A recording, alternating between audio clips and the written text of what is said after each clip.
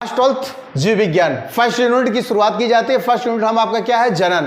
अब देखा जा रहा है जनन का पहला चैप्टर हम आपका क्या अध्याय, जीवों में जनन। अब बात की जाती है जनन का सेंस होता है कि जैसे देखा जाता है अपने समान संतान की उत्पत्ति करना ही क्या कहलाता है, जनन कहलाता है। तो आइए इस यूनिट की शुरुआत करने से पहले आपका जो टॉपिक है देखा जाता है जीवों में जनन, मतलब जो जीव होता है। अब बात यहाँ पर जीव की जा रही है। जीव में देखा जा रहा है हमारे पेड़ पौधे भी आ रहे हैं और मानव भी आ रहे हैं। पेड़ पौधे और मानव दोनों किस तरीके से क्या कर रहे हैं, जनन कर रहे हैं। इस टॉपिक में देखा जा रहा है, इस अध्याय में हम आप जनन के बारे में बात करेंगे। अब देखा जाता है कि अगर कोई भी जीव जनन कर रहा है तो पहले हम आप देखते हैं कि उसकी जीवन अवधि क्या होती है। जीवन अवधि, जीवन अवधि का सेंस ये होता है कि अगर कोई भी व्यक्ति है उसका जन्म से लेकर प्राकृतिक मृत्यु तक का जो समय होता है वही क्या कहलाती है, जीवन अवधि कहलाती है। जीवन अवधि का सेंस होता है कि कोई भी जीव क्या होता है, कोई भी जीव जन्म से लेकर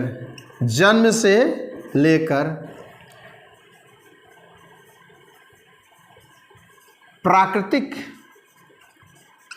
मृत्यु तक का जो समय होता है वह जीवन अवधि कहलाता है।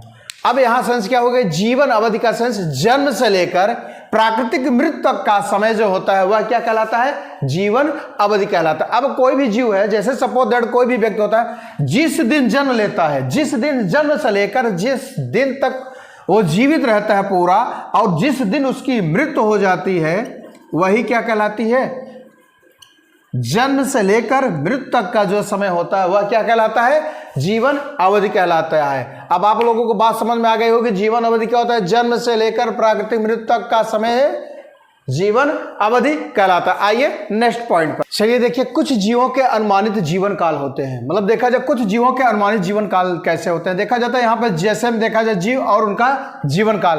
और जैसे सपोज दैट क्या है, गाय है, और गाय का अनुमानित जो जीवन काल होता है लगभग क्या होता है, 20 से 25 वर्ष होता है। और वैसे देखा जाता है कुत्ता का जो होता है जीवन काल होता है 15 से 16 वर्ष के लिए होता है। और तोता का जो होता है जीवन काल, अनुमानित जीवन वर्ष 140 वर्ष माना जाता है। तोता का कितना, 140 वर्ष। और देखा जाए घोड़े का जो जीवन काल होता है अनुमानित वो कितना है, 50 वर्ष होता है। और देखा जाए गुलाब, पेड़ पौधे की बात की जाती है उनकी भी उम्र के बारे में, तो देखा जाए गुलाब का जो जीवन काल होता है लगभग 5 से 7 वर्ष होता है। और केले का जो अनुमानित जीवन काल होता है वो कितने वर्ष का है, 25 वर्ष। और बरगद का 200 वर्ष। और सबसे ज्यादा देखा जाता है पीपल का जो जीवन काल होता है वो लगभग क्या होता है, 200 वर्ष होता है। और इसीलिए देखा जाता है पीपल जो देखा जाए ऑक्सीजन के लेवल में और ऑक्सीजन की सबसे अधिक मात्रा में अगर कोई उत्पादन कर रहा है तो क्या है, पीपल एक वृक्ष है वो कर रहा है। पीपल और तुलसी ये हम आपके ऑक्सीजन के लिए बहुत ही लाभदायक होते हैं। आइए अब नेक्स्ट प्रश्न के बात की जाती है। नेक्स्ट पॉइंट हम आपके क्या है, जनन, रिप्रोडक्शन। अब देखा जाता है जनन क्या होता है। जनन ये होता है कि कोई भी जीव रहता है क्या करता है, अपने समान संतान की उत्पत्ति करना ही क्या कहलाता है, जनन कहलाता है। पर देखा जाए जीव विज्ञान की भाषा में जनन क्या होता है, जनन एक प्रकार की क्या होती है, जैविक क्रिया होती है। एक प्रकार की क्या होती है, जैविक क्रिया होती है। क्या होती है, जैविक एक प्रक्रिया होती है, जैविक प्रक्रिया है जिसमें वो क्या करता है, जिसमें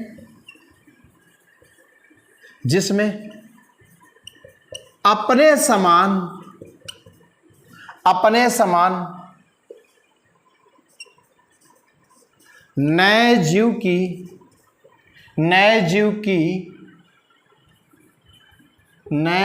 की उत्पत्ति करना ही जनन कहलाता है। जनन क्या था, जनन एक जैविक प्रक्रिया है जनन क्या है? जनन एक जैविक प्रक्रिया है जिसमें अपने समान नए जीव की उत्पत्ति करना ही जनन कहलाता है। अब इसमें देखा जाता है जनन का सेंस होता है कोई एक जीव रहता है, वो क्या करता है? अपने समान एक नए संतान की क्या करता है? जन्म देता है। अभी किस लिए करता देखा जाता है? वो अपने वंश, पीढ़ी आदि को निरंतरता मतलब निरंतर बनाए रखने के लिए क्या करता है? अपने समान संतान का जन्म देता है। आइए नेक्स्ट टॉपिक पर, क्या है जनन के उद्देश्य? मतलब देखा जा रहा है कि अगर कोई जीव है वो क्यों संतान की उत्पत्ति कर रहा है, उसका कुछ न कुछ क्या रहता है? एम रहता है। अब देखा जाता है उद्देश्य क्या रहता है। अब ये क्या करते हैं? पहला उद्देश्य इनका क्या रहता है कि जाति की निरंतरता बनाए रखने में, जाति की निरंतरता को क्या करते हैं? बनाए रखते हैं। और वो क्या, और उसके बाद देखा जाता है कि ये जीव जो रहते हैं पृथ्वी पर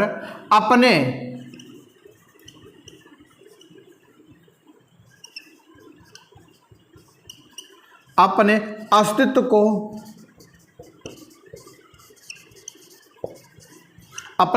को बनाए रखते हैं। अब देखा जा रहा है क्या जनन का उद्देश्य? जात की निरंतरता को बनाए रखना, अपने अस्तित्व को बनाए रखना।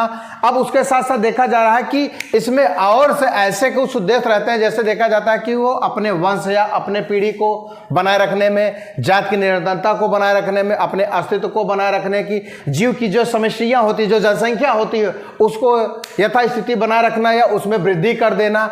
और वो अपने वंश को क्या करते हैं? पीढ़ी दर पीढ़ी क्या करते हैं? बढ़ाते रहते हैं। ये सभी क्या होते हैं? जनन के क्या होते हैं? उद्देश्य होते हैं। आइए नेक्स्ट टॉपिक पर। नेक्स्ट टॉपिक क्या है? जनन की विधियां। जनन की विधियां देखा जाता है यह मुख्यतः क्या होती है? दो प्रकार की होती हैं। जनन देखा जाए ये क्या हो जाते हैं? दो प्रकार के हो जाते हैं। इनके जो विधियां पाई जाती है, फर्स्ट हम आपकी क्या हो जाती है? अलैंगिक। फर्स्ट क्या हो जाती है? अलैंगिक जनन या एकल जीव जनन। और दूसरी हम आपकी क्या हो जाती है? लैंगिक जनन। देखिए जनन मुख्यतः दो प्रकार के हो जाते हैं। फर्स्ट क्या हो जाता है? अलैंगिक जनन या एकल जीव जनन। दूसरा हम आपका क्या हो जाता है? लैंगिक जनन। अब देखा जाता है कि ये जो विधियां होती इसी दोनों विधियों के प्रकार के अनुसार क्या करते हैं?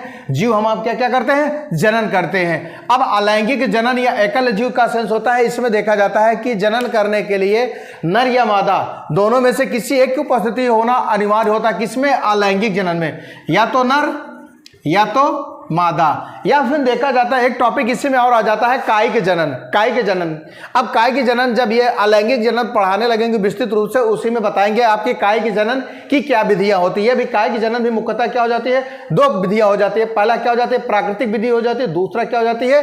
कृत्रिम विधि हो जाती है। आइए अब नेक्स्ट टॉपिक पर पुनः नेक्स्ट वीडियो में मिला जाएगा। धन्यवाद।